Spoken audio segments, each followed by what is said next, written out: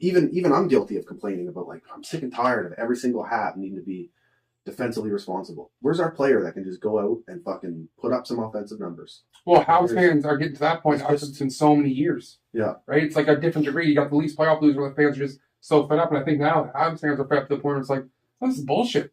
Like, at some point, we have to have one fucking guy that we can rely on to score. Like, you know what I mean? We have to have one fucking ultimate star that's a game breaker for us. Well, isn't that going to be Cole Caulfield? Isn't that the hope? Yeah, really? that's what the hope is. That's the hope. And then we've taken some shit for, he's been sent down and all that shit right now. But that doesn't mean anything for his career. That's good. Moving forward, you don't want him hanging around this dressing room with the way it is right now, you know? So he'll get some big minutes. But yeah, he could be that guy. Suzuki, despite how the Habs are playing right now, he started slow, but he's now putting up points every game. So at least, even though we're losing, we're putting up points. So we're kind of in the... I think the Habs, like, this year's a write-off. Next season, they might want to just go in, like... I think it depends on where they end up this year. What's going to determine a lot next year. Yeah. Like, I have a hard time seeing this team. Like, if you lose and get the first pick, why wouldn't you just try to do it again for Connor Bedard? Oh, believe me, I'd love that. Right? That's what I'm thinking. I think so. This year, I think it's a lotto team. Yeah. Obviously, the way it's going, I don't see this team turning it around to. I don't even think they're capable of going on a streak and fucking themselves over and ending up with, like, the 10th pick or whatever. They're going to be fucking terrible this season, and I think they're going to identify that early and, you know, do what they need to do to sell pieces. But then next year, I'm kind of like, they've just got so many wingers locked up that can score. You know, Suzuki, Dvorak down the middle isn't awful, depending on who you get in the third line role or another top 9 role. Or Dvorak could even be that third line. Yeah. If you bring in another second. Yeah, so... Next year, but yeah, it's a strange position to be in. But I just I really like our forward group. Other than, you know, some weakness down the middle in the bottom 6, or not having a fucking Matthews or Eichel or McDavid or Barzal. You know, I like what we have down the middle or in the forward group. But it's just that the D cannot move the puck, and I seriously think that's holding them back. And that's a philosophy change needs to happen there in Montreal, where we're not signing Carl Alsner and David Savard and, you know... Well, Ben Schropp was that type of player, but he worked out. Yeah. Even still, it's like, he's putting up, 15 points a season, maybe 20 points a season? Now, Habs are in on D'Angelo, and that would have been nice to snag him, because look what he's doing in Carolina now. So is it that the Habs aren't going after these players, or that they won't sign in Montreal, and then they're just left with what's there, and then they just kind of have to scramble? And if that's the case, like, fucking draft one. Draft a defender. That's what it has to be. They had the opportunity to take Hughes, and they passed on that. They had the opportunity to take Kachuk, and they passed on that.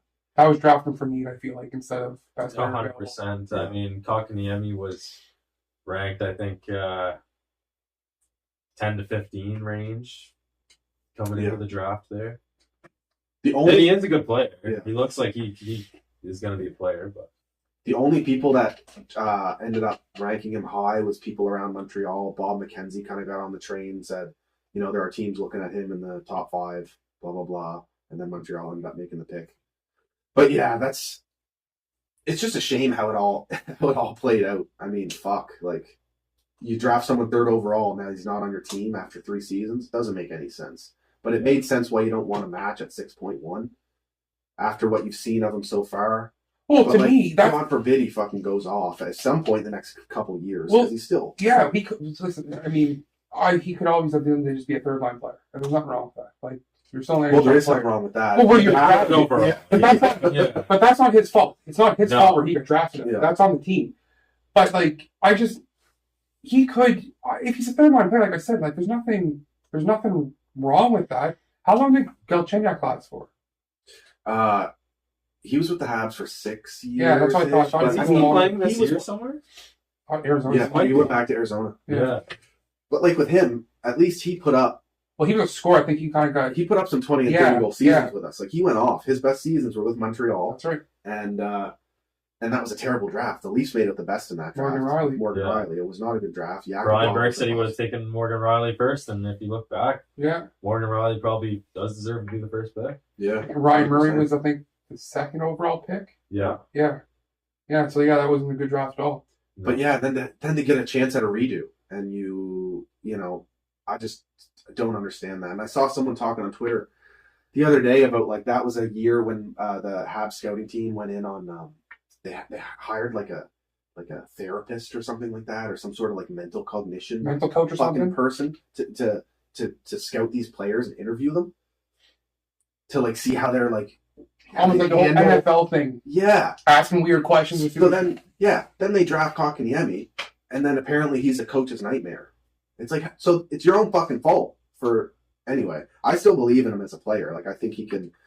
I wouldn't even write him off as like, oh, he's just going to be a third line guy. I think he has the skill to be a seriously good player, but he's just, I don't know. He's in a good spot right now this year. I mean, like Carolina, lots of fellow Finns around. Well, he's playing with that Finn line. Well, he was anyway. Yeah.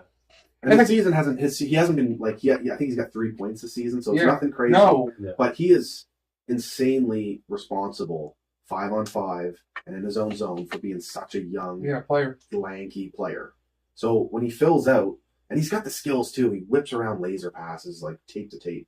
It'll come around. I still like the player. It's just a shame that he's. Well, that's why I get a kick out of everybody going on about the money. Like, and not from Montreal's standpoint, but it's like, why would Carolina get? It's like Carolina made a $6 million gamble to see if they're going to get a guy. But to me, the real gamble was the draft pick you sent the other way. Yeah. You're going to get that $6 million cap space back. You'll never get those draft picks back. Yeah, exactly. Right? So, like, to me, it wasn't so much of, I can't believe it. Well, to me, it's like, if I was a GM and I had money and I wasn't spending the cap, why wouldn't I give a former third overall pick or whatever he was that kind of money, hoping that, maybe he finds it here. Yeah. But it's the draft picks to me where it's like, oh, shit, like, this could really not be a great thing for Carolina. It's not the money. It's the draft picks. Yeah. Yeah, the whole situation's weird. And then to have our season start this way, and Dvorak's only got a few points, and he's looking lost out there defensively. And that was supposed to be a strength of his coming in, being a 200-foot center. We're just used to, Deneau playing boring minutes that are actually, shutting down top lines. That's right. And Dvorak's, got a little too much responsibility. And I might even add that, Arizona had some good playmakers on that team. Oh, well, yeah, exactly. And Montreal, that's another thing. As much as I like the forward group, Jared's your best playmaker. Well, that's just a bit of a problem, You got a bunch of guys who score 20 and 30 goals, but who's going to set them up? Especially if your D can't move the puck. I think that's why you see a lot of Josh Anderson's goals off the rush. Is because there's none of that cycle going around. None of this like backdoor tap-ins or I'll set you up in the high slot for a one-timer. A lot of Josh Anderson goals, it's just his speed. He goes on the rush and tries to snipe one.